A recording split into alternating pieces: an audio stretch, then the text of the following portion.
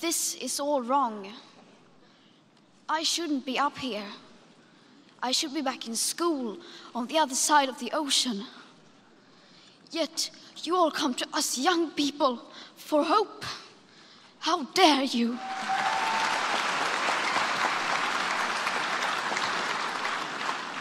You have stolen my dreams and my childhood with your empty words, and yet I'm one of the lucky ones.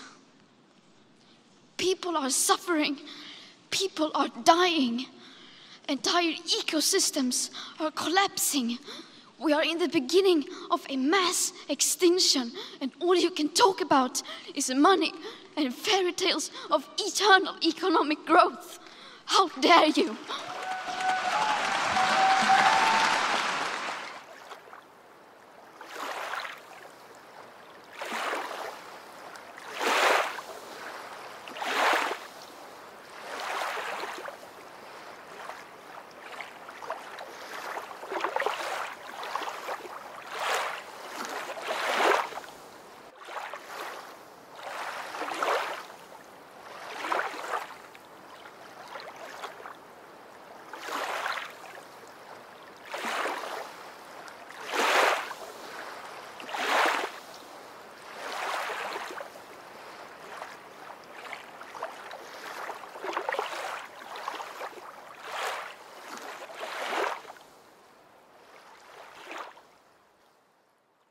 Bonjour.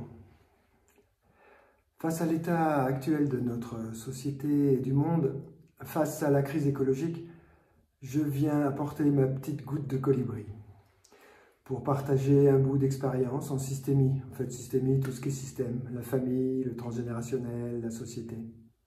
Ça fait à peu près plus de 30 ans que j'accompagne régulièrement des groupes en transformation, à travers des prises de conscience, des rituels, à œuvrer dans la même direction. Et c'est ça que je voudrais partager avec vous. Le sujet de ce sommet est la renaissance. Et renaître n'a jamais voulu dire recommencer pareil. Chaque naissance ou renaissance est unique normalement et originale. Et j'ai toujours entendu dire qu'on renaissait en fonction de comment on meurt. En tout cas, dans les traditions à réincarnation. Alors, comment on meurt? Comment sommes-nous prêts à mourir?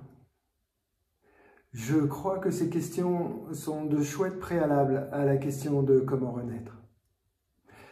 C'est pour répondre à ces questions, en fait, à quoi mourrons-nous, que j'aimerais, en faisant court, introduire avec vous 3 notions qui me paraissent essentielles à prendre en considération pour les défis que nous avons et aurons à soutenir. Les crises et les renaissances. Ces 3 notions sont le refoulement, avec la blessure de déni, la création des boucs émissaires, avec la blessure de rejet, et la notion dernière, but not least, d'éco-psychologie, avec la blessure de séparation.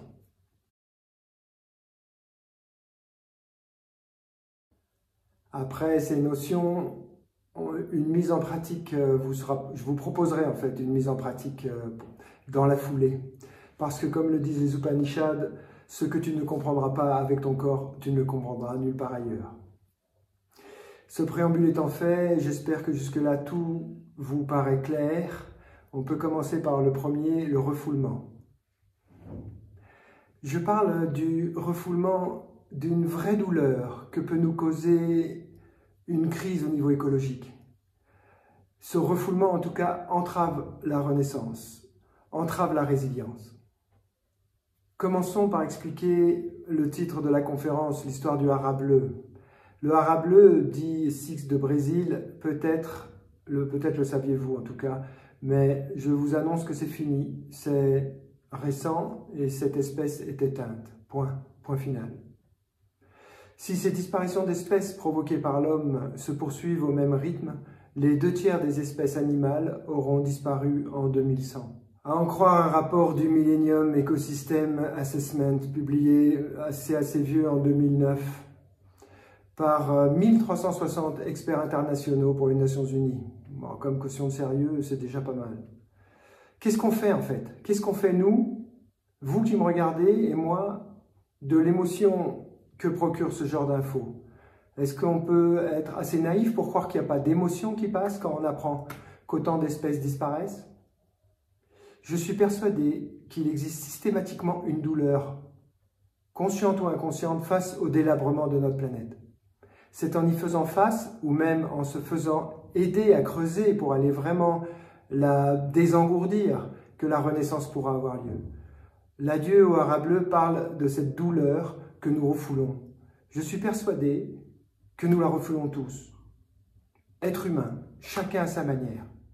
Des fois par le déni, des fois par la dérision, des fois par l'incompréhension, pour certains l'hébétude, la colère.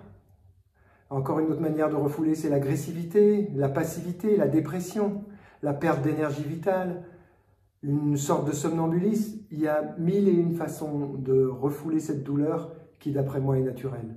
Mon expérience avec des centaines de patients me permet d'affirmer que si ce refoulement n'est pas mis en conscience, pas mis en action, il est source d'une angoisse discrète mais profonde, une angoisse de civilisation, je dirais. Les sources d'une perte de confiance en la vie, qui va vite être compensée par une frénétique course en avant, un peu comme le taureau affolé dans son arène. Des expériences faites en laboratoire montrent par exemple que des rats de laboratoire, quand ils se sentent menacés, compensent par une suractivité. On va même parler de suractivité compulsive. Pour nous, humains, ça peut prendre une forme d'hédonisme, une sorte de carpe diem basée sur le doute que le bonheur existe vraiment, sur une peur de souffrir. En fait, ce refoulement épuise l'énergie nécessaire à la lucidité et à l'action. Le refoulement de cette souffrance, bien sûr, est basé sur la peur de souffrir, la peur d'être désespéré, la peur de s'effondrer, la peur de perdre le contrôle, de paraître morbide, ignorant, la peur de paraître faible ou émotif, de culpabiliser, la peur même de provoquer l'événement. Ça, c'est comme l'histoire de l'enfant qui ne veut pas parler du loup parce qu'en parlant du loup, il va faire venir le loup. La peur de provoquer la détresse chez l'autre, la peur de, je ne sais plus, de goûter l'impuissance et la peur de mourir. Petit rappel par rapport aux questions données en introduction. Alors pourquoi ne pas profiter de la crise pour affronter maintenant ces peurs, celles qui dévorent nos belles énergies vitales, plutôt que d'attendre la prochaine crise? On fera, promis, à la fin de cette vidéo, un exercice, enfin on en fera deux, mais là on en fera un pour conscientiser, exorciser ce refoulement à la fin. Mais en attendant, profitons-en pour passer au deuxième concept, le bouc émissaire. Quand je refoule, souvent, je fabrique quelque chose, un drôle de truc, qu'on appelle le bouc émissaire. En fait, je fabrique un ennemi. On s'aperçoit, pareil, toujours expérience un peu folle des scientifiques, de mettre dans une même boîte des fourmis rouges et des fourmis noires. Et si on n'y fait rien à la boîte, elles, pas s'ignorent, mais elles se débrouillent entre elles. Il ne se passe rien, elles vivent chacun leur vie, les fourmis rouges et les fourmis noires. Si le laborantin secoue la boîte, en fait, leur provoque un stress, on s'aperçoit qu'elles se bagarrent entre elles. En fait, on s'aperçoit que le stress est évacué avec l'idée du bouc émissaire. Le stress est évacué sur l'autre. On trouve que le problème qu'on ne comprend pas, on va le comprendre si on le met sur quelqu'un d'autre. Le bouc émissaire est une solution grégaire à tous nos anciens problèmes. C'est une projection sur l'autre de ma propre ombre, de ma propre incompréhension et de mes propres peurs. Je m'en débarrasse à moindre frais. Quand cela me déplaît, il y a forcément une faute. Et s'il y a une faute, c'est forcément l'autre, le différent, celui qui ne pense pas comme moi, qui est forcément du coup le coupable absolu.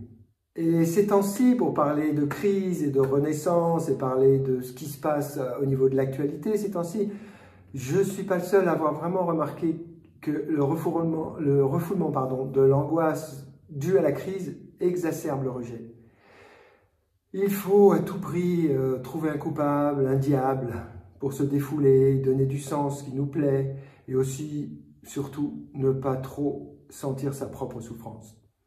Avec toutes les controverses autour du Covid, on peut remarquer une polarisation qui augmente. L'autre en face est ou devient un menteur, une fois pour toutes.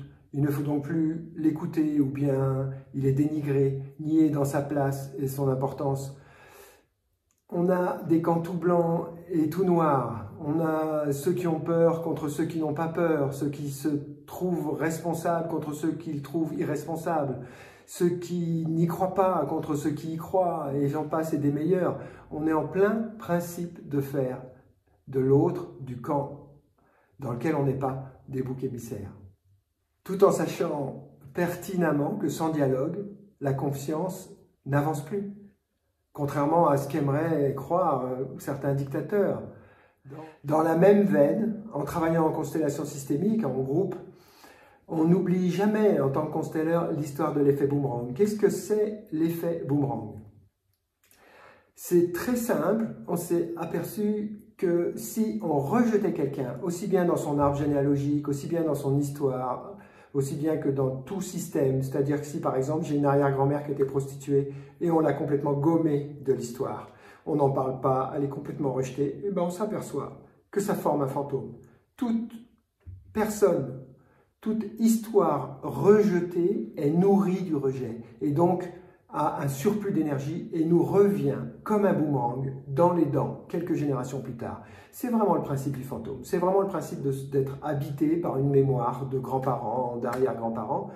Et dans un système, c'est même valable au présent. Le fait de rejeter quelque chose, quelqu'un ou une idée, charge quelque chose, ce quelqu'un ou cette idée d'énergie qui fait que ça va faire un grand tour et ça va me revenir dessus.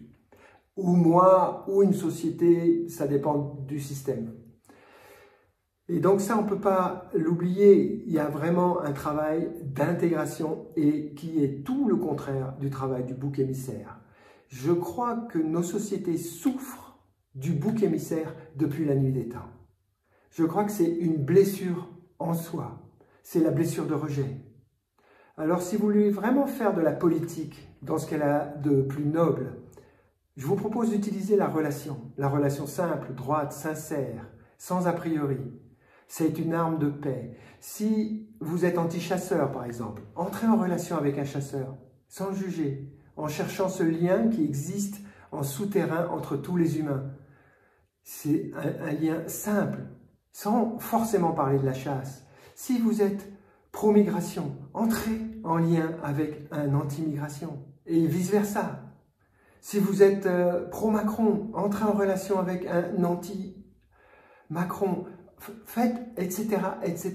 Faites un travail de relation, pas pour se battre, pas pour vous prouver que l'autre a tort, pas pour lui prouver que vous avez raison, mais pour le rencontrer vraiment là où les jugements ne sont plus essentiels, pour tisser quelque chose d'autre qu'un monde avec des boucs émissaires. En fait, changer le monde, c'est aussi arrêter avec la notion de bouc émissaire. C'est une proposition. C'est arrêter de croire, de se croire dans le bon camp, en croyant que l'autre est forcément dans le mauvais. C'est passer d'un inconscient qui dit « c'est moi ou toi » vers une culture qui dit « c'est moi et toi ». Bien sûr, c'est une évidence, mais je pense qu'il faut se remonter les manches. Ça, je trouve que c'est révolutionnaire et à la fois un peu vieux comme le monde. Tout le monde a sa place dans cette toile terrifiante, merveilleuse, dans cette tapisserie du monde. Tout le monde a sa place, les saints comme les diables. Et si on finissait par la notion d'éco-psychologie, en sachant qu'il y aura aussi un exercice sur cette notion-là, pour pouvoir la toucher du doigt, la toucher du cœur. Il y a beaucoup de choses qui ont été faites par le travail qui relie de Johanna Massey et Molly Young Brown. C'est des théories sur les systèmes vivants, des théories d'une planète qui est un être vivant, elle-même, Gaïa, En fait, la notion d'éco-psychologie dit qu'il existe un inconscient encore plus profond que l'inconscient collectif humain, qui est l'inconscient écologique. Facile à comprendre, une couche de notre psychisme qui vit l'appartenance profonde à un grand tout planétaire.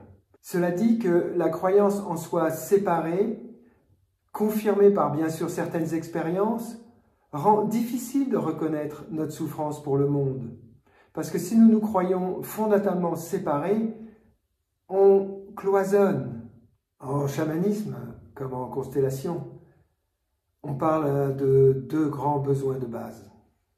Le premier grand besoin de base, c'est appartenir, faire unité, être pareil. Le deuxième besoin de base, c'est être un individu unique, c'est être respecté et honoré dans ma différence. Ce sont deux besoins de base assez différents. Il y en a un, c'est se mêler au un, et l'autre, c'est être différent de l'unité. Et ce n'est pas l'un ou l'autre, encore une fois, c'est l'un et l'autre. Et comment faire pour qu'ils ne s'opposent pas? Il suffit de voir ces besoins comme des couches. Quelle est la couche profonde? La couche profonde, c'est celle du bébé qui vit dans l'unité. Vous savez que le bébé n'a pas encore appris à se différencier de la mère et du monde. Et puis, sur cette couche, nous construisons notre ego, notre différence, la beauté de cet ego unique, merveilleux, mortel. Et si on voit l'unité comme valeur souterraine, plutôt que de les voir l'un ou l'autre, si on les voit en couches, si on voit qu'il y en a une qui soutient l'autre, si on voit que l'unité est la valeur souterraine à la différence qui se pose dessus. Et si on peut prendre un système comme l'humanité et se faire l'image avec ça, ou l'image avec des cellules dans le corps, c'est-à-dire que toutes les cellules sont différentes, mais elles appartiennent avant tout, et je dirais presque prioritairement, à une unité qu'est le corps. C'est en se basant sur cette image,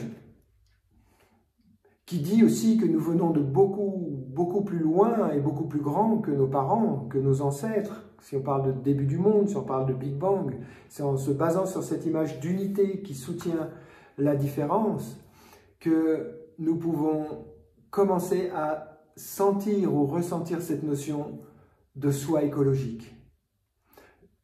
C'est-à-dire d'un soi terre, d'un soi plus grand, d'un soi corps. Si je suis une cellule, c'est le soi corps. La réalisation du soi écologique, qui est une notion donnée par Arne Naes, fait partie de la réalisation de soi. Pour moi, elle permet de sortir, par rapport à l'écologie, d'une impression de devoir faire des choses, une impression de sacrifice, de faire en force avec le mental des choses qui paraissent évidentes pour sauver la planète, de faire quelque chose d'imposé par un soi séparé, alors qu'en fait cela devient un acte naturel si on attrape la conscience que le moi est élargi et approfondi à ce qu'il est vraiment, si on attrape la conscience que nous sommes beaucoup plus unis que ce qui paraît, beaucoup plus un que ce qui paraît.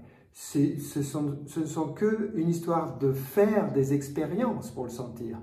Du coup, cela devient, l'acte de la protection de la nature devient un acte naturel, libre, pareil que se protéger soi-même. Ça devient une évidence tranquille. Bien sûr, la dynamique qui nous emmène dans une impasse écologique est séduisante, ô combien. On ne se rend pas compte à quel point, il faut bien le dire, sinon elle n'aurait pas l'adhésion de la majorité de l'humanité, que ce soit une adhésion active ou une adhésion passive. En fait, la conscience de notre part identifiée à la Terre est nécessaire pour ne pas céder au chant des sirènes. Sans cette conscience profonde, le pouvoir de domination paraîtra toujours intéressant, voire attirant, car il donnera l'illusion d'obtenir ce qu'il veut. Certes, il obtient souvent ce qu'il veut, mais toujours au détriment du système plus large. Du point de vue de cette conscience de l'interdépendance du vivant et de sa globalité, la dynamique globale actuelle est clairement dysfonctionnelle. C'est une évidence, Ce qui est important, c'est de le sentir corporellement comme une évidence.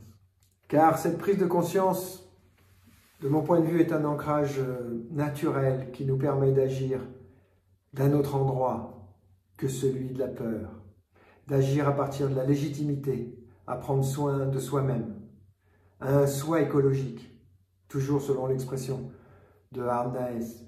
Toute expérience qui favorise cette prise de conscience, comme en chamanisme ou en constellation, me paraît nécessaire et à rechercher. Elle permet de remettre les pieds sur terre. Je tiens quand même à rappeler que des milliers de projets discrets ont lieu en ce moment sur la planète. Ils élaborent pas à pas de nouvelles stratégies, avec de nouveaux paradigmes, les éco-villages par exemple, etc., etc. Pour soutenir ces foyers de changement de cap, il faut des valeurs fortes, des valeurs qui offrent des objectifs plus nobles et des plaisirs plus profonds. C'est ce que propose, par exemple, parmi d'autres, le travail en chamanisme et le travail en constellation systémique. Pour revenir au refoulement, la douleur pour le monde que nous refoulons a sa source dans notre unité inconsciente, autrement on n'en souffrirait pas, dans l'interdépendance entre tous les êtres. C'est de ce même endroit que jaillit notre pouvoir aussi, celui d'agir au nom de cette interdépendance. Voilà qui commence à parler de renaissance, parce que je parle de pouvoir d'agir au nom de la terre, comme en notre nom. Comme une cellule qui parle du corps en son nom. Et là, on est déjà dans la résilience. C'est une manière de retrouver son pouvoir face à la peur. C'est une manière de se laisser revivifier par son interdépendance avec tous les êtres, plutôt que de la fuir. Voilà pour ces trois notions. J'ai parlé un court instant de comment faciliter une renaissance et je n'ai pas parlé de à quoi renaître. Je n'ai pas insisté non plus sur cette bonne vieille peur de mourir qui fait encore que les passages comme la mort, la naissance, la renaissance peuvent être bien rugueux et abrupts. Oui, une crise, c'est une manière de faire un rituel sauvage de passage. Oui, quand il y a des rituels, on n'a pas forcément besoin de vivre une crise. Quand une société perd la notion de rituel de passage, avec toute son importance, oui, elle vit des crises. Ça revient au même. C'est un rituel de passage. Oui, on est dans le toboggan et ça glisse vite. Et des fois, on dit qu'on sort de la crise et ça glisse moins vite. Ok, mais restons conscients du miracle, de l'indicible. Je vais terminer par un petit extrait d'un poème d'Aragon. Il y aura toujours un couple frémissant, pour qui ce matin-là sera l'aube première. Il y aura toujours l'eau, le vent, la lumière. Rien ne passe après tout, si ce n'est le passant. C'est une chose, au fond, que je ne puis comprendre, cette peur de mourir que les gens ont en eux, comme si ce n'était pas assez merveilleux qu'à un moment, le ciel nous est paru si tendre. Si vous le voulez en entier, allez le chercher, et si vous êtes d'accord, passons à l'action. Deux petits exercices qui peuvent être bien approfondis après si vous gardez l'exercice, pour approfondir ces notions. Pour le premier exercice, il va falloir être plutôt debout en faisant circuler la respiration et en se connectant aux milliers de gens qui regardent le sommet, ainsi qu'à tous les autres êtres vivants. C'est-à-dire, même si je suis seul devant mon écran, d'être en conscience de l'égrégore que ça crée. Et je vais vous demander d'être debout. Pourquoi? Pour que votre corps bouge en fonction de ce que je vais dire. Bien sûr que je vais dire des choses pas forcément agréables, mais être optimiste n'implique pas de se voiler la face. Faisons face aux chiffres. Voici en fait ce que je vais vous proposer, c'est un résumé d'à peine 5 minutes. Je vous demande comme exercice en fait de voir comment vous réagissez à ces chiffres Qu'est-ce qui se passe en vous? Ça se serre, ça se dessert, déni, minimisation, sentiment d'impuissance, c'est ridicule, colère. Quoi que ce soit, je vous demande de le danser en fait, de l'extraire de votre corps en le dansant. Et si on peut être des milliers à danser ça, parce qu'on est des milliers, je pense, à ressentir ça. Et avant, je vous demande de tester, avant de vraiment commencer, les 3 grands différents types de réponses en termes de sensations corporelles. Si je suis dirigé par la peur, il y a clairement en moi des sensations corporelles qui sont toujours un peu les mêmes. Il y a des endroits de tension et de frein et de constriction.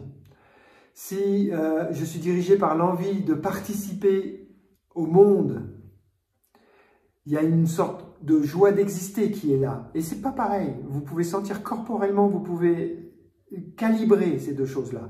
Et la 3e, c'est celle du déni, du genre, moi je sens rien. On sent toujours quelque chose. Il y a que, et encore, je sais pas, j'allais dire, il n'y a que les cadavres qui sentent pas. Je suis mal placé pour le savoir. Et on sent toujours, si on va chercher, il se passe toujours quelque chose dans ce corps-là. Donc, essayez de repérer une des 3 attitudes, désirante, joie de vivre, peur, renfermement ou nuage, brouillard, je ne sens rien. Je vais donc continuer sur l'histoire du hara bleu du Brésil, ce hara de Spix, déclaré récemment comme espèce éteinte, emblématique en fait, plus facile à repérer qu'une fleur ou qu'un insecte, mais c'est pareil en fait, le résultat est le même. Je vais vous résumer le truc en fait. Une espèce vivante disparaît toutes les 20 minutes.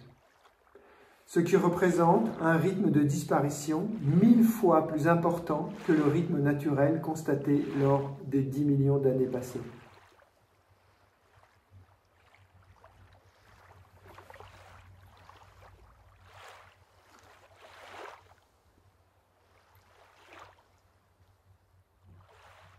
Ça commence.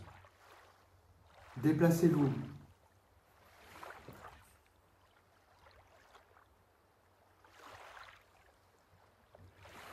Au cours du XXe siècle, la pêche a été multipliée par 35.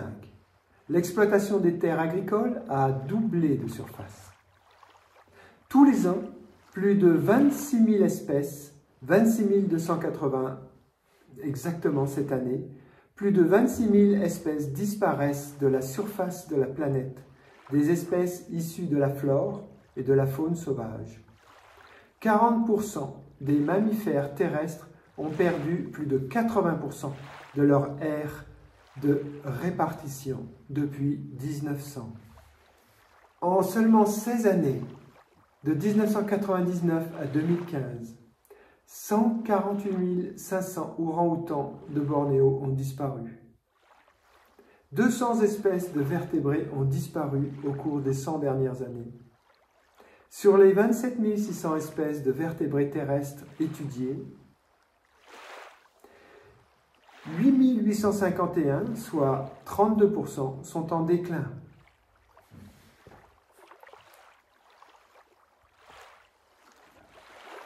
Il est possible de calculer un taux d'extinction global qui correspond à la proportion d'espèces qui disparaît pendant un intervalle de temps donné.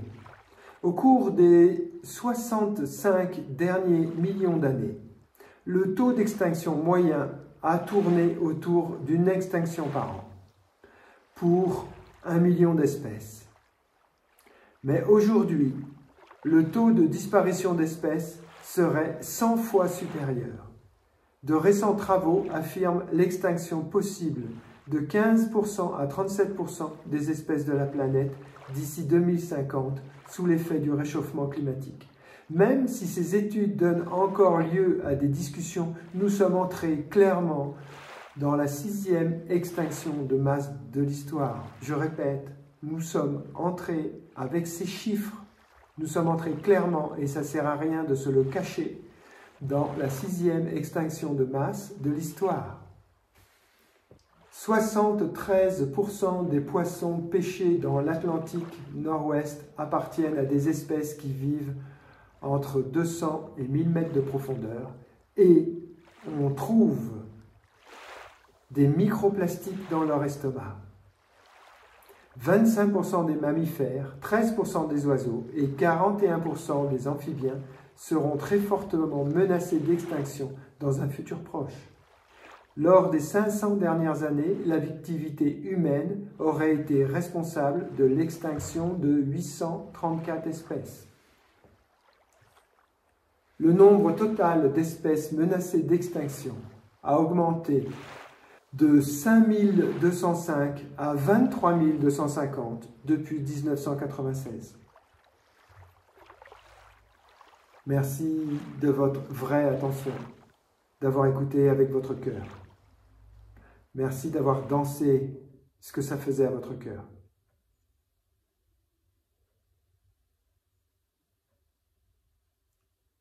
Pour le deuxième exercice, je vous demande de prendre une position confortable parce que c'est une méditation à répéter en fait, à répéter et à répéter parce qu'elle est assez riche en prise de conscience si on la creuse. Et donc elle demande vraiment à être intégrée et ma croyance c'est qu'il est urgent d'intégrer réellement notre éco-psychologie. Donc c'est vraiment un exercice que je vous propose de garder dans votre boîte à outils. C'est en fait le travail de notre lien symbiotique, j'allais dire, à la planète. Fermez les yeux, écoutez votre respiration. On commence par se relier aux ancêtres, aux anciens et aux descendants, aux histoires humaines, à l'humanité, aux mémoires, à toutes les histoires qu'il a fallu pour que vous respiriez aujourd'hui, à toutes les vies qu'il a fallu pour que vous respiriez aujourd'hui, à tout ce qui a été fait sur cette planète, en bien et en mal, par nos ancêtres, avec nos ancêtres, et tout ce qui reste encore à faire avec nos descendants, par nos descendants. Si vous pouvez vous relier à cette longue chaîne, si vous pouvez vous rendre compte que personne n'a inventé la vie, qu'elle se transmet de personne en personne depuis la nuit des temps, et que ça nous relie tous. Quand c'est fait, je vous demande de donner votre poids à la planète. Vérifiez que vous donnez de bon cœur tout votre poids. Vérifiez que vous ne gardez rien, que vous ne restez pas tendu, comme s'il fallait que vous fassiez attention, que la Terre allait s'ouvrir en deux et que vous portiez quelque chose quand même. Vérifiez que vous lui donnez par exemple tout le poids de votre tête. Une tête, ça pèse bien 2-3 kilos. Donnez tout, au gramme près. Ne gardez aucun gramme pour vous. Donnez-lui le poids de vos jambes, le poids de vos pieds, le poids de vos mains. Faites-lui confiance en fait. Donnez-lui votre confiance. Donnez-lui toute la confiance qu'elle mérite parce qu'elle vous porte depuis que vous êtes né. Elle vous portera jusqu'à votre mort et même mort, elle continuera à vous porter. Donc il y a vraiment quelque chose de donner son poids au gramme près qui est finalement un geste de confiance. Je te donne, terre, mère, je te donne, je te confie. Essayez de goûter la sincérité maximum dans une relation à la terre qui serait de dire « Tu m'as porté depuis que je suis né, je te donne volontairement aujourd'hui dans cet exercice tout mon poids, sans rien te cacher, sans rien porter à ta place. Un abandon qui donne. » Goûtez ce que ça fait, parce que c'est un début de relation en fait. C'est le début d'une belle relation. Si dans une relation vous êtes capable de faire ça avec quelqu'un, sentez que là, il s'agit de votre poids et vous êtes capable de le faire avec la terre.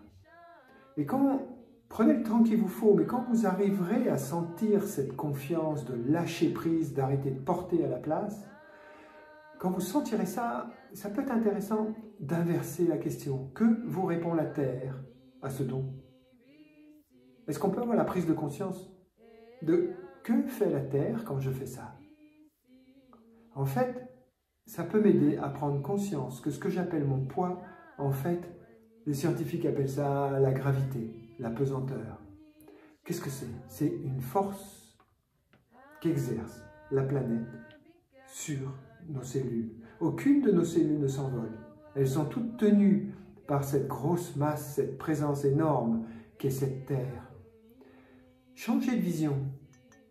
Votre poids n'existe pas en fait. Ce que vous appelez votre poids, ce que vous sentiez votre poids, c'est la présence de la Terre qui, elle, existe et qui vous tient. Ce n'est pas votre poids que vous donnez, mais votre confiance en fait que vous allez donner. Le reste, corporellement, c'est la planète qui vous le donne. C'est la planète qui vous tient dans les bras à chaque seconde. Essayez de le sentir, ce n'est pas un truc intellectuel, pas besoin d'image. Essayez de sentir dans votre corps l'action de cette force physique qu'on appelle force de gravité. C'est vraiment le toucher de la Terre. Elle vous touche, elle vous caresse avec son énergie, avec une force. Goûtez-le, goûtez le fait d'être à chaque seconde de votre vie pris dans les bras de la Terre, touché, caressé par les bras de la Terre. C'est une vérité à sentir corporellement. Votre corps, lui, il la connaît, cette vérité, il la vit à chaque seconde. C'est un lien indélébile avec la Terre.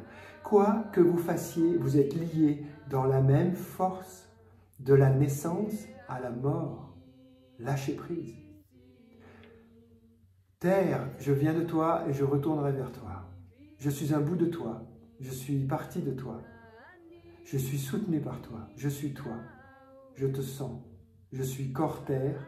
Je suis corps planète. Terre d'accueil. Mon corps est terre d'accueil. La planète est terre d'accueil. Ce sont des mots, je vous demande de voir ce que ça fait corporellement parce que j'aimerais que ça puisse être une information pour votre inconscient. Si ça ne passe pas par le corps, ça ne sera pas une information pour votre inconscient. Dans ce corps terre, il se passe quelque chose.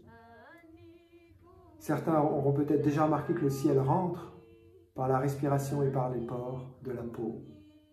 Pareil, inversé. Sentez la respiration, mais on va inverser. Inverser, c'est-à-dire, ce n'est pas vous qui respirez.